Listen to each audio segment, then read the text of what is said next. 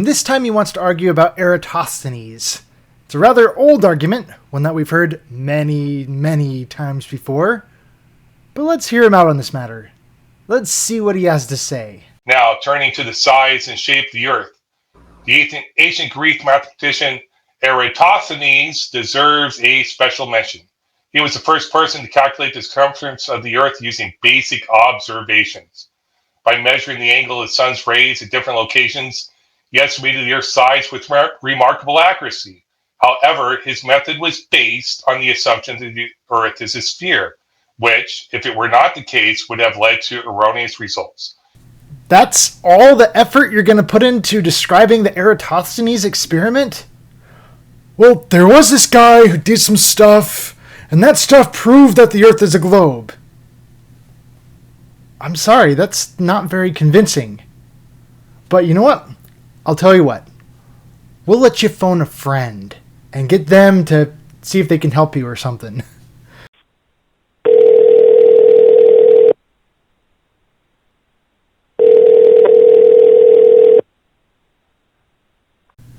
Hi, Amy.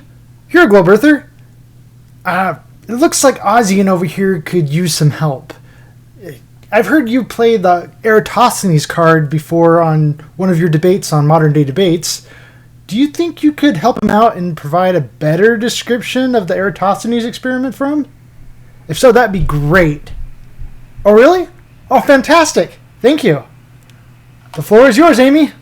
Ever since Eratosthenes began measuring shadows in different cities, he began to notice that directly overhead at noon, there was no shadow in Cyan, but a very long shadow at Alexandria, showing the first empirical evidence for a round Earth. Thank you, Amy. That was a bit more descriptive. But you never once explained why a longer shadow on one place than another would prove a globe. But, you know what? I'll tell you what.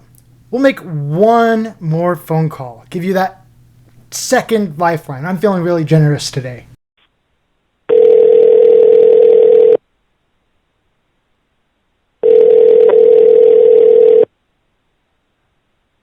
Hey, Neil.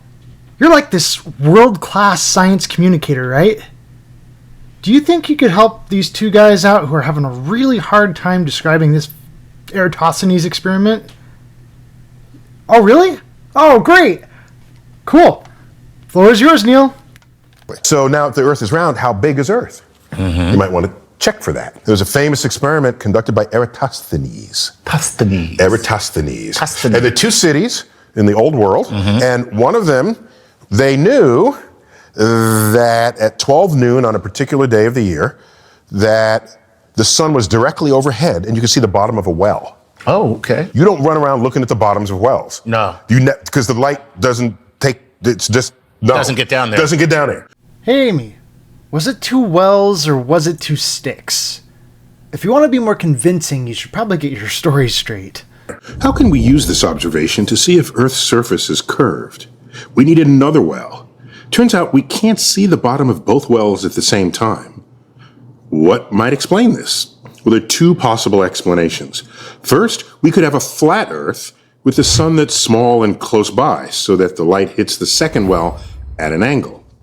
Or second, we could have a curved Earth with a sun that's big and far away, so that all the light comes in parallel, but only one well at a time is lit all the way to the bottom. Turns out with just two wells, there's enough wiggle room for both explanations to fit our observations. Whoa, so if the flat Earth is a possible explanation, it doesn't prove that the Earth is a globe, now does it?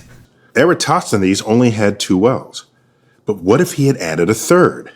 With a third well, it doesn't matter where the sun is. No flat Earth model can explain the angles of all three shadows. But the spherical model explains it all three angles, with ease. And to do this experiment, you got to measure the angles. Greeks had the angles. Yeah. Okay, in fact, geometry translates to Earth measurement. So one last thing, which should be obvious. Okay. Wow, Neil. The only obvious thing I see here is you are outright lying. Lying does not reflect well on you. This is just the basic geometry of a triangle. I see no reason why that wouldn't work on my flat Earth model. 4, 3, 2, 1, 0. Man, it's like they just knock themselves out, I'm telling you. Do you got anything else for us, Ozien? Perhaps you want to argue that, oh, well, it doesn't work on a flat Earth model because all the light from the sun is parallel, right? That's all conditional on that. But even your model doesn't make the claim that all the light from the sun is parallel. You guys really need to get your stories straight and stop hitting yourselves. I'm having fun watching those, so what else you got? By measuring the angle of the sun's rays at different locations, he estimated the Earth's size with remarkable accuracy. However, his method was based on the assumption that the Earth is a sphere, which, if it were not the case, would have led to erroneous results. By all means. I think what Neil Tyson showed us were erroneous results. Which it didn't, because today, thanks to advanced technology, we can measure the curvature of the Earth with even greater precision. Satellites and GPS technology enable us to determine our exact location on the Earth's surface, and students worldwide have replicated Eratosthenes' experiment to obtain similar results. That literally proves nothing. Even Neil deGrasse Tyson says it can be duplicated with a small local light. Also, have you ever seen what the world looked like according to Eratosthenes? This is, apparently, a map of the world according to Eratosthenes. If he claimed this world had a certain circumference, and you are claiming similar results on your globe today, that seems problematic to me. These facts provide tangible evidence that the Earth is indeed a sphere. You can do it with a flat surface and a small local light. Along with beautiful photos from space. Really? Would you mind telling me what color you think Australia is? Lastly, let us tackle the behavior of light in our atmosphere. According to the flat Earth theory, light does not travel in straight lines. That's not just my model, but it's your model too. So now, so we have the sun moving across the sky. So sunlight was generated in the center of the sun. We did a whole explainer video on how the sunlight gets out of the sun. And then it comes through empty space, all right, gaps that distance in 8 minutes and 20 seconds. Then it moves through our atmosphere, and then it reaches your eyeballs. Right. Okay. The light through the vacuum of space moves at the speed of light. When it goes through Earth's atmosphere, it is no longer moving at the speed of light. It slows down? It slows down. Okay. Okay.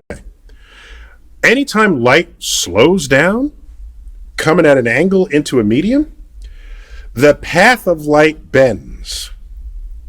The physics term for that is refracts. Refraction? Oh. It refracts, much like a straw. Do people still use straws? No. No, yeah, they're paper straws now. Okay. Right. So I have straw issues at the moment, but I'll get over them. All right. So if you put a straw in a half-filled cup of water, tilted, you'll see the straw bends. The light bent on its way out of the liquid into the air of the straw. So that bending is no different physically from going from vacuum to air. Two different media of different densities. But follow some reverse Sasma's field of view, or everyone has some personal suns that follows them around, or some other strange cockamamie belief that they use to explain it away. I noticed that you didn't provide any direct quotes with that, which is a good indicator that you are strawmanning.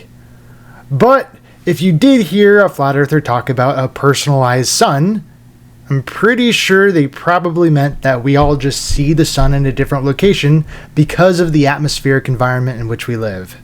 Their assertion is false, as we can observe light traveling in straight lines in our everyday lives. Like when you go to watch a movie, the light doesn't do a bunch of bendy, curvy nonsense. Now, you have refraction and stuff like that, of course. Take into account refraction. Refraction is a thing. Well, ignoring all of the refraction that takes place in your eyes, maybe your glasses, or even your TV screen. Just light traveling across your living room, it's not going to be refracted very much. But the Eratosthenes experiment wasn't over such a small distance. It was over a really big distance. Refraction is going to be a much bigger factor in something like that. Moreover, scientists have studied the behavior of light in our atmosphere for centuries and have developed mathematical models that accurately predict its behavior. If you want to throw Neil Tyson under the bus, would you mind throwing Simon Dan under the bus as well? To sum up, the flat Earth theory is a baseless conspiracy theory that runs counter to the principles of science and common sense. Gradient pressure, the measurement of the Earth's size and shape, and the behavior of light in our atmosphere all point to the fact that the Earth is a sphere. Arguing otherwise is akin to claiming that the sky is green and the grass is blue, which is to say, pure nonsense. Their beliefs is based on their religious beliefs, or they were bamboozled. Which are you? Come on, these people don't make any sense. Don't fall for their idiocy. Do not fall for their utter nonsense. Do you understand me, people? Do not believe them. You live on a globe right here. Wow. Yep. He did that all on his own. This is literally something we are continually up against on a daily basis. It's kind of reassuring as to exactly whose side we are fighting on. Thus ends round 2. You can catch the full uncut debate on Modern Day Debates. Advance warning though, that particular debate got pretty heated and vulgar, so I hope you enjoyed my cut of it. Thank you all for watching.